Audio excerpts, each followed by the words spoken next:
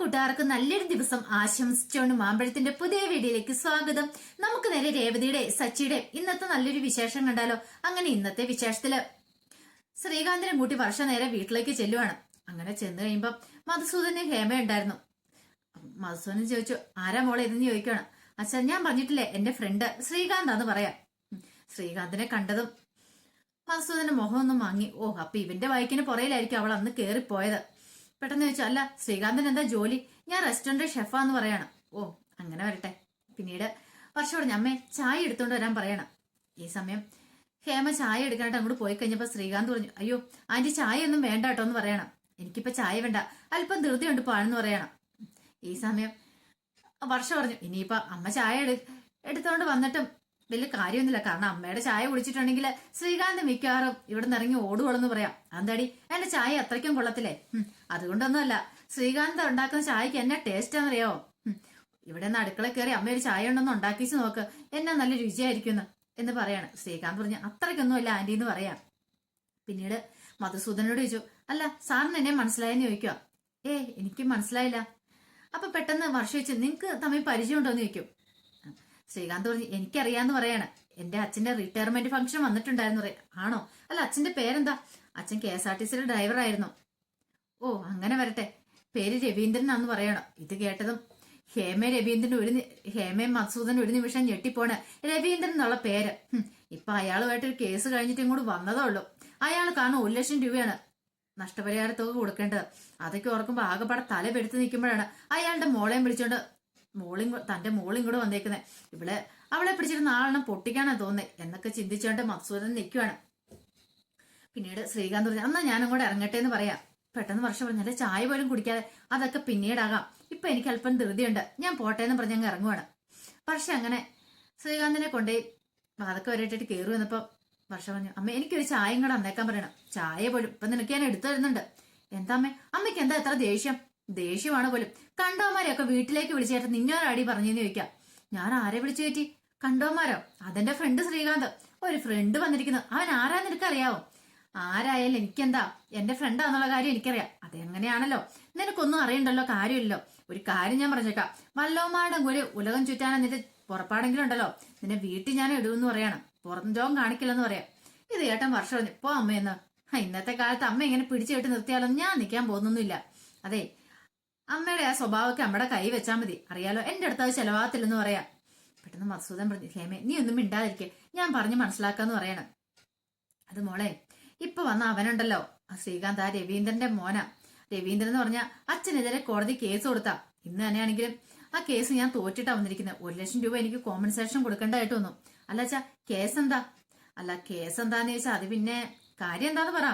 ഒരു പെൻഷനും അത് ബന്ധപ്പെട്ട അയാളുടെ പെൻഷൻ തുക കിട്ടാത്തോണ്ട് അതിന്റെ പേരിൽ അയാളോണ്ട് കേസ് കൊടുത്താ. ആഹാ, അപ്പൊ അച്ഛനകത്ത് തടഞ്ഞു വെച്ചിട്ടില്ലേ, വെറുതെ ഒന്നും അല്ലല്ലോ. അല്ല പിന്നെ അത് മോളെ, ഞാൻ അച്ഛന്റെ കയ്യിലല്ലേ തെറ്റ്. പിന്നെ ശ്രീകാന്തിനെ അവരുടെ അച്ഛനെ കുറ്റം പറയേണ്ട കാര്യമുണ്ടോ?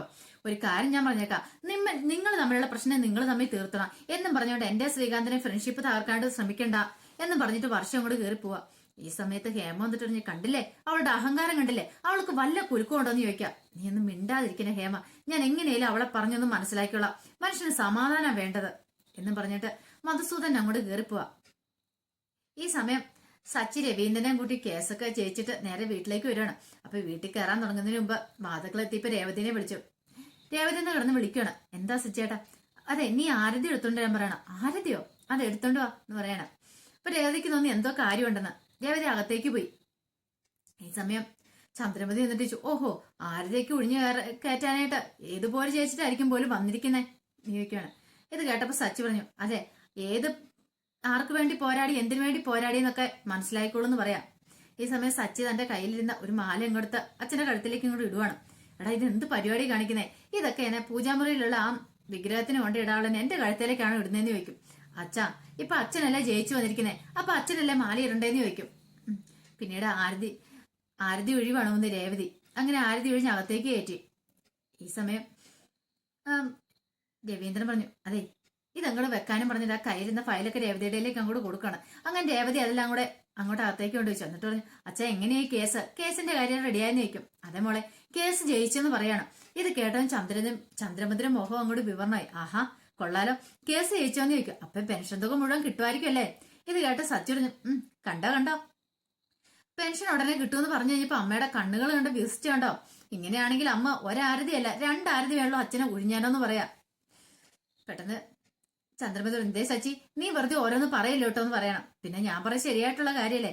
ഈ സമയം രവീന്ദ്രൻ പറഞ്ഞു, അത് മാത്രമല്ല, പെൻഷൻ തുകയുടെ കാര്യം മാത്രമല്ല, അതെ, ഇത്രയും ദിവസത്തെ നഷ്ടപരിഹാരമായിട്ട് എനിക്ക് 1 ലക്ഷം രൂപ മധുസൂദനൻ തരണമെന്ന് പറയാ. ഇതോടെ കേട്ട് കഴിഞ്ഞപ്പോ ചന്ദ്രമതി പറഞ്ഞു, ആണോ, ആഹാ കൊള്ളാലോ, 1 ലക്ഷം രൂപ അധികമായിട്ട് കിട്ടുമല്ലേന്ന് ചോദിക്കാം. പെട്ടെന്ന് സച്ചി പറഞ്ഞു, എന്റെ അച്ഛനല്ലാതെ ഇങ്ങനെ പൊട്ടത്തരൊക്കെ ഇവരുടെയൊക്കെ വിളിച്ചു പറയുള്ളൂ. ഇതെങ്ങാനും പറഞ്ഞു കഴിഞ്ഞിട്ടുണ്ടെങ്കിൽ അറിയാലോ, പിന്നെ എന്താ സംഭവിക്കാൻ പോകുന്നതെന്നുള്ളത് ആ പൈസ എങ്ങനെ മേടിച്ചെടുക്കാണ്ട് നോക്കൂന്ന് പറയാ. ഈ സമയം ചന്ദ്രമതി പറഞ്ഞു, പിന്നെ എനിക്കിങ്ങും പൈസ വേണ്ടാന്ന് പറയാം, ആർക്ക് വേണമെന്ന് പറയാം.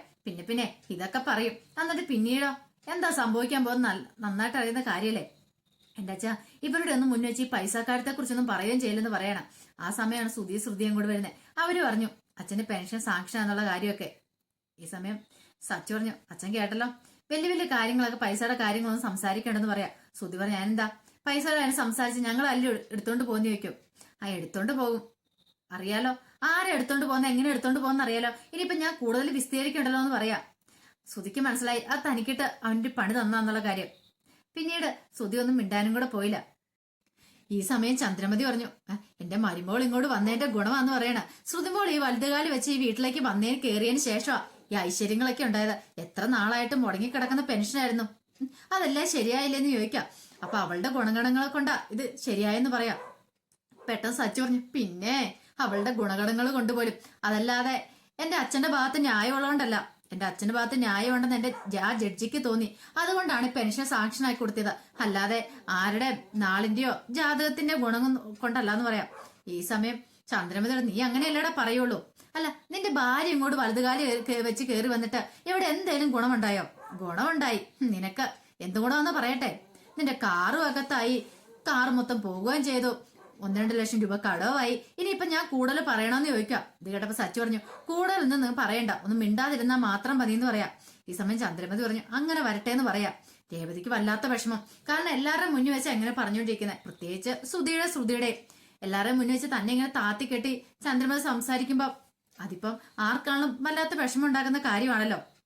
ഈ സമയം സച്ചു പറഞ്ഞു, അല്ല അമ്മ ഇത്രയൊക്കെ വലിയ പുകഴ്ത്തി പറയുന്നുണ്ടല്ലോ ഗുണഗണങ്ങളെ കുറിച്ചൊക്കെ, ഒരു കാര്യം ചെയ്യാം, 50 ലക്ഷം കൊണ്ടല്ലേ അവൻ ഓടിപ്പോയത്, ആ 50 ലക്ഷം എത്രയും പെട്ടെന്ന് കൂടെ ഉണ്ടാക്കി തരാൻ പറ.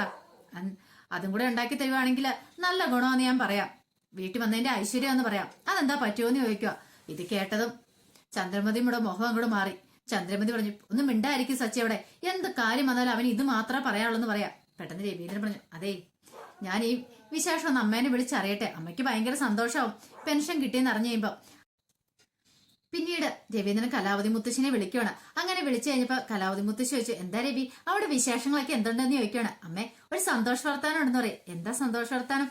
അത് പിന്നെ എന്റെ പെൻഷനൊക്കെ സാങ്ഷൻ ആയെന്ന് പറയണം. ആഹാ, അത് കൊള്ളാലോ, നല്ല കാര്യമുള്ളൂ, കുറെ കാലമല്ലേ നീ അതിന്റെ പുറകെ നടക്കാൻ തുടങ്ങിയിട്ട്. അതേമേ, ആ സന്തോഷ വർത്താനം പറയാൻ ഞാൻ വിളിച്ചെന്ന് പറയണം. ഈ സമയം സച്ചു പറഞ്ഞു, അച്ഛമ്മേ, അതെ, എനിക്ക് ഇച്ചിരി അച്ഛൻ വിളിച്ച കാര്യങ്ങളൊക്കെ സംസാരിക്കാണെന്ന് പറയും. ഈ സമയം രവീന്ദ്രൻ ഫോണിൽ സച്ചിയുടെയിലേക്ക് കൊടുക്കുവാണ്. സച്ചിയോട് ചോദിച്ചു, എന്താണ് നിനക്ക് പറയാനുള്ളത്? അല്ല, അത് പിന്നെ അതെ, ഒരു കാര്യം ഞാൻ പറഞ്ഞേക്കാം, നിന്റെ ഭാര്യ കുടുംബത്തിലേക്ക് കയറി വന്നോണ്ടാ ഇത്ര ഭാഗ്യങ്ങളൊക്കെ ഉണ്ടായത്. നിന്റെ അവളുടെ താലി ഉറക്ക ചടങ്ങിൽ ഭംഗിയായിട്ട് നടന്നല്ലോ. അപ്പൊ അതുകൊണ്ട് അന്ന് തന്നെ ഞാൻ മനസ്സിൽ വിചാരിച്ചിട്ടുണ്ടായിരുന്നു ഇനിയിപ്പോ നല്ല കാര്യങ്ങളൊക്കെ നടക്കുമെന്ന്.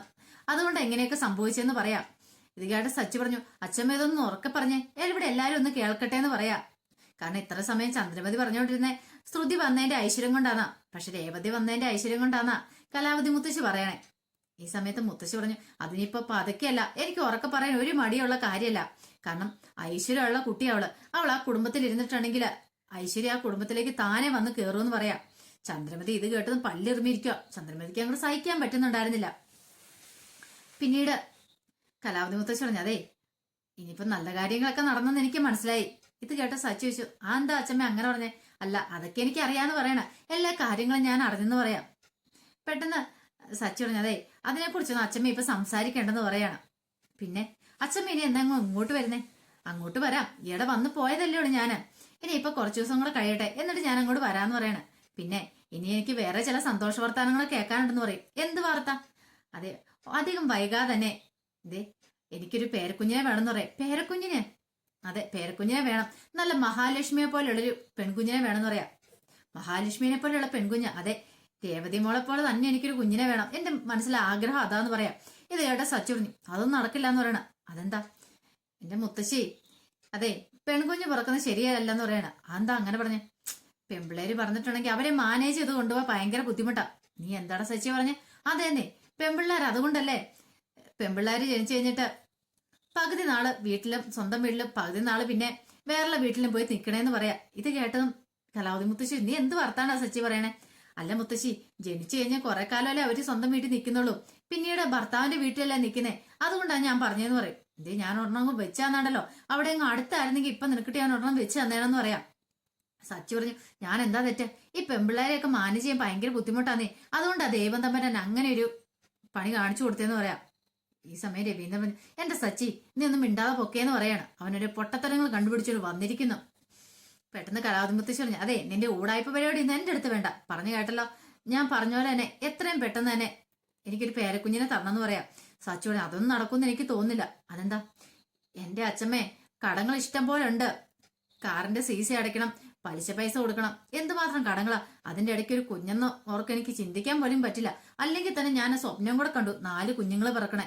എന്റെ ആണെങ്കിൽ ആകപ്പാടെ ടെൻഷനായപ്പോ എനിക്ക് ചിന്തിക്കാൻ പോലും പറ്റുന്നില്ലെന്ന് പറയണം. ഓഹോ, അപ്പൊ അങ്ങനെയാണല്ലേ? ഇത് കേട്ട രവീന്ദ്രൻ പെട്ടെന്ന് ഫോൺ അങ്ങ് പിടിച്ചു മേടിക്കുകയാണ്. ഇതേ അമ്മേ, ഇവൻ ഇങ്ങനെയൊക്കെ വർത്താനം പറയൂട്ടോ, അമ്മയൊന്നും വിശ്വസിക്കേണ്ട. വിശ്വസിച്ച് ഇനിയിപ്പോ സങ്കടപ്പോഴോ ടെൻഷൻ അടിക്കുമോന്നും വേണ്ട കേട്ടോ. അമ്മ ഫോൺ വെച്ചാളം പറഞ്ഞ് ഫോൺ വെക്കണം. രവീന്ദ്രൻ ചോദിച്ചു, നീ എന്ത് പരിപാടിയാ സച്ചി അമ്മയോട് പറഞ്ഞെന്ന് ചോദിക്കാം. ഞാൻ എന്താ പറഞ്ഞേ? ഉള്ള കാര്യമില്ലേ പറഞ്ഞേ? മിണ്ടായിരുന്നോണം അവൻ ഓരോ തലവഴിത്തരങ്ങൾ പറയുകയും ചെയ്യും, മറ്റുള്ളവരെ വേദനിപ്പിക്കാനെന്ന് പറയാണ്. ഇത് കേട്ട് കഴിഞ്ഞപ്പോ രേവതി പെട്ടെന്ന് അങ്ങോട്ട് കയറിപ്പോയി. ഈ സമയം ശ്രുതിയും കൂടെ പരസ്പരം നോക്കി ചിരിക്കുകയാണ്. ഇത് കണ്ട് സച്ചി പറഞ്ഞു, ചിരിക്കുകയൊന്നും വേണ്ട, അധികം ചിരിക്കുകയൊന്നും വേണ്ട. അച്ഛന്റെ 50 ലക്ഷം കൊണ്ട് മുങ്ങിയിട്ട് ഇരിക്കുന്ന ഇരിപ്പ് കണ്ടില്ലേ? പിന്നെ നിന്നെ വെച്ച് നോക്കുമ്പോൾ ഞാൻ നോക്കിയിട്ട് പെൺപിള്ളേരെ എന്നെയാ ബെറ്റർ. കാരണം നിന്നെ പോലെ ആണാ പറക്കുന്നെങ്കിൽ കുടുംബം എപ്പോ കുട്ടിച്ചാറാക്കിയെന്ന് പറഞ്ഞാൽ മതിയെന്ന് പറയാ.